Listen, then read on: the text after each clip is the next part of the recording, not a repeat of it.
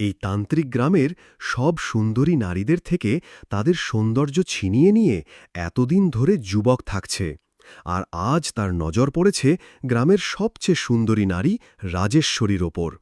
তার স্বামী চন্দুর কাছে আসে, যেখানে সে জুয়ায় সব টাকা হারিয়ে ফেলেছিল। কিন্তু তখনই সেই লোক তাকে একটি তাবিজ দিয়ে আবার খেলতে বলে, যার ফলে এখন তার হার জয়ে পরিণত হয়েছে।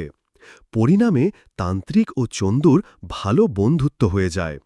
সন্ধ্যায় সুযোগ পেয়ে তান্ত্রিক তাকে বলে, আমি চাইলে তোমার জীবনে টাকার বৃষ্টি নামাতে পারি, কিন্তু এর জন্য তোমাকে ঠিক যেমন বলবো তেমনই করতে হবে। টাকার লোভে চন্দু বাড়ি ফেরে, কিন্তু সে কি জানে যে এসব কিছুর মাধ্যমে তান্ত্রিক তার স্ত্রীকে পাওয়ার ফন্দি আঁটছে। এখন সন্ধ্যায় তান্ত্রিক যেমনই তার তন্ত্র শুরু করে, অন্যদিকে রাজেশ্বরী আপনা আপনি হেঁটে তার কাছে চলে আসে, এবং তখন সে রাজেশ্বরীর কাছ থেকেও তার সৌন্দর্য ছিনিয়ে নিতে শুরু করে।